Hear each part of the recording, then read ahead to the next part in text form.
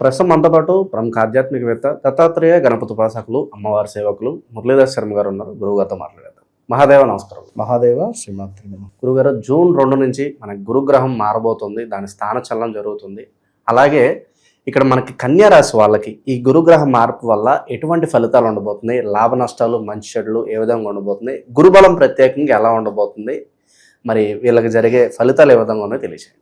ఎవరైతే కన్యా రాశి వారు ఉన్నారో, అధికంగా అనారోగ్య సమస్యల బారిన పడినటువంటి వారు, మంచి మంచి బిజినెస్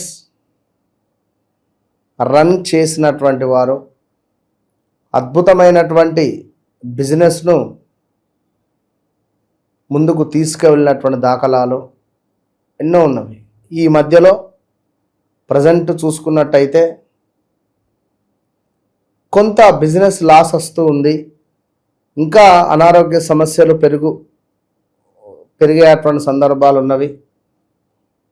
మరి ఇట్టి సందర్భాలలో తప్పకుండా కన్యారాశి వారు తెలుసుకోవాల్సినటువంటి విషయం ఏమిటి అంటే, గురుగ్రహం మారడం ద్వారా కన్యారాశి వారికి ఎలాంటి శుభ సూచికలు ఉన్నవి, ఎలాంటి అశుభమైనటువంటి వార్తలు ఇంకా ఉన్నాయా అనేటువంటి విషయాలు, ఏమైనా ఇన్వెస్ట్మెంట్స్ చేసేటువంటి వారు కావచ్చును, అదేవిధంగా ఇంకా ఒక వివాహ ప్రయత్నాలు చేసేవారు కానీ, లేదా అనారోగ్య సమస్యతో బాధపడేటువంటి వారికి మరి ఒక గొప్ప ఆరోగ్యమైనటువంటి విషయాలు ఏమైనా తెలుసుకుంటారా?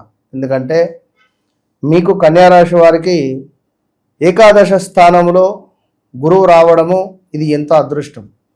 ఏకాదశ స్థానము, అదేవిధంగా సప్తమ భావము, అదేవిధంగా 3వ భావము, ఈ 3 భావాలను యాక్టివేషన్ చేసేటువంటి ఈ యొక్క గురువు. మరి 3 భావాలలో మీకు ఏమేమి వస్తవి అంటే, 11వ భావంలో లాభస్థానము, విదేశీ ప్రయాణాలు, సంతానం ఇవ్వడము, వివాహం జరగడము, అదేవిధంగా వ్యాపారం డల్గా ఉంటే వ్యాపారం ముందుకు తీసుకువెళ్ళడాలు, వ్యాపారాన్ని విస్తరించుకునేటువంటి అవకాశాలు, లవ్ రిలేటెడ్ ఉండేటువంటి వారికి బ్రేకప్స్, సమాజంలో గొప్ప పేరు ప్రఖ్యాతలను తీసుకువెళ్ళేటువంటి సందర్భాలు ఈ యొక్క కన్యారాశి వారికి రాబోతుంది. మరి ఇందులో ముఖ్యంగా అన్నింటా లాభాలు, చక్కటి కీర్తి, పేరు ప్రఖ్యాతలు, తేజో వృద్ధి, బల సంపన్నత, విజయ ప్రాప్తి, పదోన్నతి. రాజకీయ రంగంలో కానివ్వండి, ఎక్కడైనా పా, పీ, పు, పే పేర్లతో మొదలయ్యేటువంటి వారు ఎవరైతే ఉన్నారో వీరికి తప్పకుండా ఒక అత్యంత అద్భుతమైనటువంటి యోగాన్ని తెచ్చిపెట్టబోతూ ఉన్నది. ఇది బాగా గమనించుకోదగ్గ విషయం. ఇక మరొకటి ఏమిటి అంటే, మనము నెంబర్ 7 చెప్పాం. 7వ స్థానం ఏమిటి అంటే భార్య స్థానం, భర్త స్థానం. భార్యాభర్తలలో అన్యోన్యత లోపించింది, భార్యాభర్తలలో గొడవలు జరుగుతున్నవి, భార్యాభర్తలకు కొంత ఇల్లీగల్ అఫైర్స్ ఉన్నవి, లేదా అనుమానం ఉంది, నా భర్తపై అనుమానం ఉంది, లేదా నా భార్యపై అనుమానం ఉంది అని అనుకునేటువంటి సందర్భాలలో ఇది మీకు ఒక క్లియరెన్స్ సర్టిఫికెట్ వచ్చే పరిస్థితి, సద్దు మణుగుతుంది. మీ వైపు మీ భర్త కానీ మీ భార్య కానీ అడుగులు మోపేటువంటి పరిస్థితి.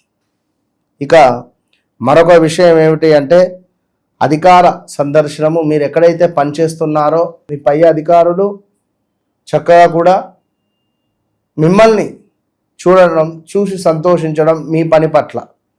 ఇక సంపూర్ణమైనటువంటి ఆనందము, చక్కటి ఆరోగ్యము కూడా కనబడుతున్నది. ఈ యొక్క గురువు మనకు ఈ యొక్క జూన్ 1వ తారీఖు 11:05 PM రాత్రికి వస్తున్నాడు. ఇది మనకు నవంబర్ 1వ తారీఖు దాకా ఉంటుంది. ఇక అదేవిధంగా పట్టుదల సడలింపు, కొంత అనూహ్య ప్రమాదాలు అయితే ఉన్నవి, కొంత దరిద్రము కావచ్చును, వ్యవహార నాశనము, బంధు విరోధములు ఉండేటువంటి పరిస్థితులు ఏర్పడబోతూ ఉన్నవి. అదేవిధంగా ఇంకా ధైర్యము మీకు పెరిగేటువంటి పరిస్థితి ఉన్నది. కొంత ట్రావెల్స్ రిలేటెడ్ ఏటైనా వెళ్ళేటువంటి పరిస్థితులు ఉన్నవి. కమ్యూనికేషన్ స్కిల్స్ మీకు మంచి జ్ఞానం పెరిగే పరిస్థితి ఉంది. మీడియా రంగంలో ఉండేటువంటి వారికి గొప్ప అవకాశాలు ఉన్నవి. ఇక మరొక విషయం ఏమిటి అంటే మంచి జీవిత భాగస్వామి లభించబోతూ ఉన్నది. వివాహం తప్పకుండా జరిగేటువంటి పరిస్థితి ఏర్పడబోతున్నది. వ్యాపారంలో భాగస్వాములు ఎవరైతే ఉన్నారో పొత్తుల వ్యాపారం చేసేటువంటి వారికి కూడా మంచి లాభాలు యోగంగా ఉన్నవి. ఇది ఒక వివాహ యోగము అని చెప్పుకోవచ్చును. కన్యారాశి వారికి ఈ రాబోయే సుమారుగా 5-6 నెలలు తప్పకుండా వివాహ యోగమే. ఇక మరొకటి చూసుకున్నట్టయితే ఆదాయం పెరగబోతూ ఉన్నది. పెద్ద స్నేహ వలయం, ఎవరో ఒక పెద్ద బిగ్ షాట్ కానీ పెద్ద వ్యక్తులు కానీ మీకు వల వేయడానికి చూస్తారు, చూసుకోండి. కోరికలు నెరవేరుతాయి. భారీ ఎత్తున లాభాలు, అద్భుతమైనటువంటి సందర్భాలు ఉన్నవి. మరి ఏ విషయాల్లో జాగ్రత్తగా లేకపోతే కనుక పెద్దగా దెబ్బపడే అవకాశం ఉంటుంది గురుగారు వీళ్ళకి? భారీ వలయాలు అని చెప్పా. ఇక్కడ ఏ రకంగానైనా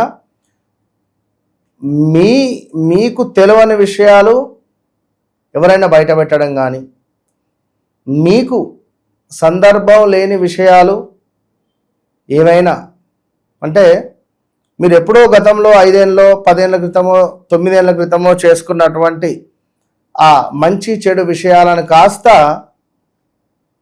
ఎవరో బట్టబయలు చేయడము, ఇల్లీగల్ అఫైర్స్ బయటపడడాలు, సీక్రెట్ విషయాలు బయటపడడాలు ఇలాంటివి ఉంటవి కనుక మీ నీడను కూడా మీరు నమ్మద్దు.